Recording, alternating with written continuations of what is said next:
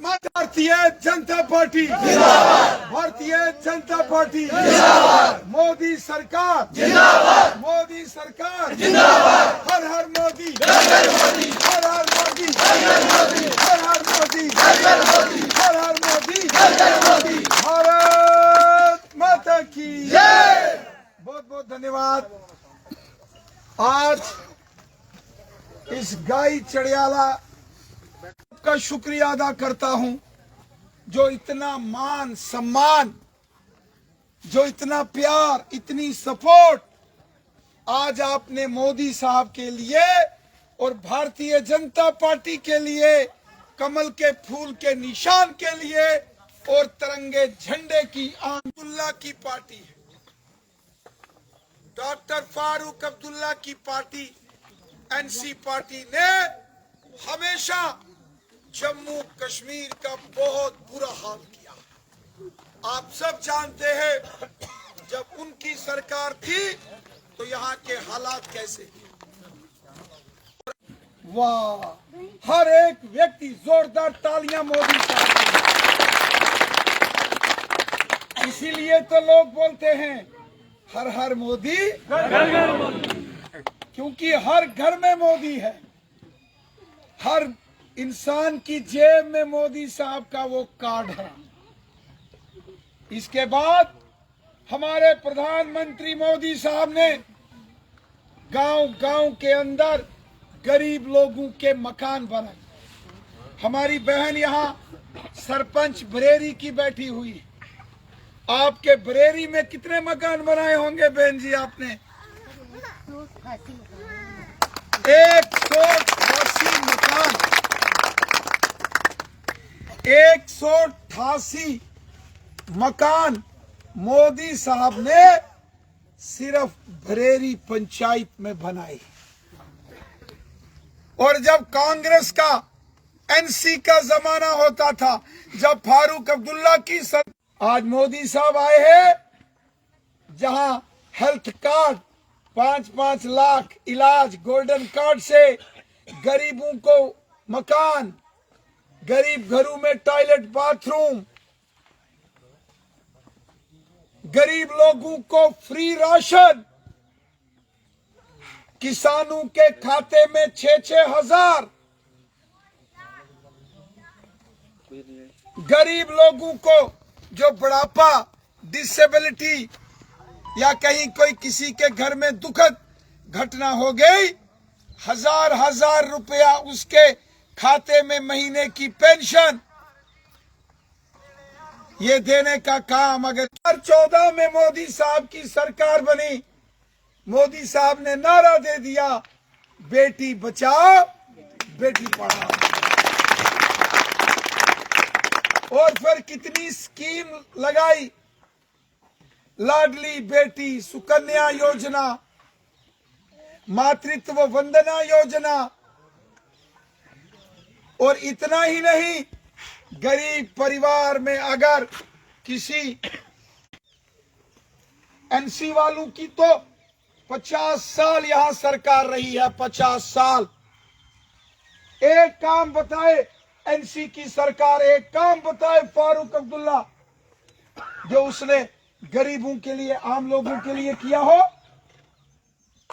सवाल पैदा नहीं होता। और आज जब यहां इलेक्शन आए, और वो भी इलेक्शन लड़ रहे हैं, हम भी इलेक्शन लड़ रहे हैं, एक तरफ भारतीय जनता पार्टी है, कमल के फूल का निशान है, प्रधानमंत्री नरेंद्र मोदी साहब है, तो दूसरी तरफ एनसी पार्टी है, डॉक्टर फारूक अब्दुल्ला की पार्टी है। मैं आपसे एक सवाल पूछता हूं, आपने कल परसों फारूक अब्दुल्ला का बयान सुना है क्या? डॉक्टर फारूक अब्दुल्ला साहब का बयान सुना है कल परसों के नहीं? उसने कहा अगर उसकी सरकार आती है तो वो पहला काम क्या करेंगे? यस, डॉक्टर फारूक अब्दुल्ला ने कहा ये उनका मैनिफेस्टो है। वो अपने मैनिफेस्टो में ये बात लिखते हैं कि अगर उनकी सरकार आई, ये कौन बोल रहा है? डॉक्टर फारूक अब्दुल्ला। अगर उनकी सरकार आई तो पहला काम करेंगे, जेल के अंदर बंद जितने कैदी हैं, फारूक अब्दुल्ला आखना पे में सारे शोन शोन। मैं आपसे पूछता हूं, जो जेलों के अंदर बंद है, वो कोई देश की लड़ाई के लिए महात्मा गांधी जी की तरह अंदर तो नहीं लगे कि महात्मा गांधी है? नहीं, बॉर्डर पार से जो बंदूकें लेके आए, या जिन्होंने यहां खून खराबा किया, जिन्होंने जम्मू कश्मीर में कब्रिस्तान बनाए, शमशान घाट बनाए, निर्दोष बेगुनाह लोगों की हत्याएं की, और जो पुलिस ने आर्मी में पकड़ के जेलों में बंद किए, फारूक अब्दुल्ला ने कहा है कि अगर एनसी की सरकार आई, अगर, वैसे तो आने वाली नहीं है, कम गोल है ना लेकिन फिर भी उसका बयान सुनो, क्या बयान दिया है। आखिर हमको समझना चाहिए, देखना चाहिए उसका बयान। डॉक्टर फारूक अब्दुल्ला ने कहा, अगर उनकी सरकार आई तो जेल से कैदी बाहर कर देंगे। मैं आपसे पूछता हूं, आप मुझे बताओ, क्या वो सारे जो जेल में हैं, क्या उनको छोड़ना चाहिए? नहीं। छोड़ना चाहिए क्या? नहीं। और अगर कोई पार्टी या किसी पार्टी का नेता, एनसी पार्टी, फारूक अब्दुल्ला की पार्टी ये कहती है कि वो जेल से सारे बाहर छोड़ देंगे, तो क्या ऐसी पार्टी को वोट देना चाहिए जी? क्या नहीं? क्या ऐसी पार्टी की वोट देना चाहिए ना? बिल्कुल नहीं। ये तो देश के साथ गद्दारी। जो बॉर्डर पार से आते हैं, बम, बंदूक, पिस्तौल, गोलियां, ग्रेनेड लेके हमले करते हैं आर्मी के ऊपर, पुलिस के ऊपर, गांव में, शहर में, गाड़ियों में, स्कूलों में, कॉलेज में तबाही करते हैं। उनके लिए फारूक अब्दुल्ला के दिल में इतना प्यार है, और उसने ये नहीं कहा कि मैं कोई गरीबों के मकान बनाऊंगा, गरीबों का भला करूंगा, गरीबों की मदद करूंगा, नहीं। और दूसरा बयान उसने क्या दिया है? जो आर्मी और पुलिस के एनकाउंटर में मारे, आर्मी के साथ और पुलिस के साथ जब फायरिंग होती है, तो किसका आपस में फायरिंग होती है? जो पार से आए।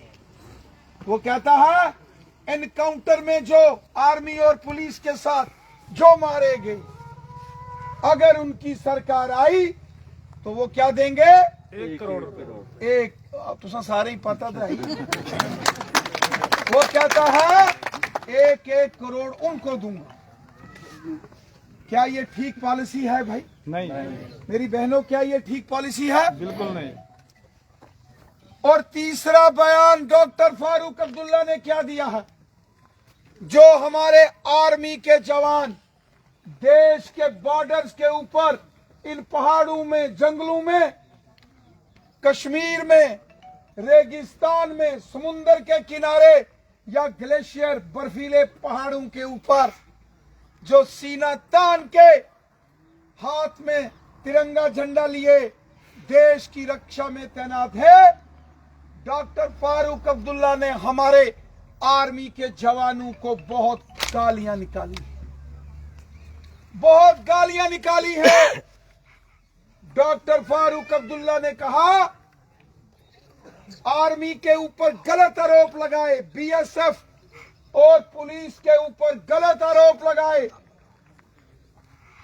बेबुनियाद इल्जाम डॉक्टर फारूक अब्दुल्ला ने हमारी आर्मी, हमारी पुलिस, हमारी बीएसएफ, सीआरपीएफ, एसएसबी, आईटीबीपी के जवानों के ऊपर गलत इल्जाम फारूक अब्दुल्ला ने लगाए। उसने कहा, जेड़े पारू इधर लंगी अशने केड़े अला समझिए ना। अब बहुत गलत बयान दिया है उसने।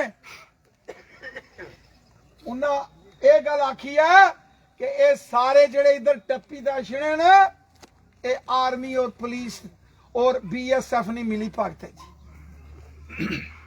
भाई आप में से भी फौजी रहे हैं, या आपका किसी का बेटा, किसी का भाई, किसी का घर वाला, किसी के डैडी या किसी का दादा या अल्ले मोहल्ले में कोई या अपना रिश्तेदार, कोई ना कोई तो आपका भी फौज में, पुलिस में, आर्मी में रहा होगा या आज भी होगा। है कि नहीं? तो जो आर्मी को गालियां दे, जो डॉक्टर फारूक अब्दुल्ला, हमारी आर्मी के जवान जो सीने पर गोली खाकर देश का झंडा बुलंद करते हैं, अगर ऐसे जवानों को, ऐसे देश भगत वीरों को, ऐसे हमारे भाई बहन भाइयों को जो देश की रक्षा बॉर्डर पर करते हैं, आर्मी के जवान, BSF के जवान, पुलिस के जवान, अगर कोई हमारे जवानों को इस डॉक्टर फारूक अब्दुल्ला ने गालियां दी है तो क्या इसकी पार्टी को वोट देना चाहिए जी? क्या नहीं। मैं आपसे पूछता हूं, देना चाहिए क्या? नहीं। ये तो देश के साथ गद्दारी है। ये तो हमारे जो फौजी वीर जो देश के लिए कुर्बानी दे रहे हैं, ये हमारे उन वीर जवानों का जो शहादत है, जो देश के लिए उन्होंने कुर्बानियां दी हैं, उसको कोई गालियां दे और ये कहे कि फिर उसको नौशहरा की जनता, क्योंकि यहाँ की जनता, यहाँ की माताएं, बहनें, नौजवान, बुजुर्ग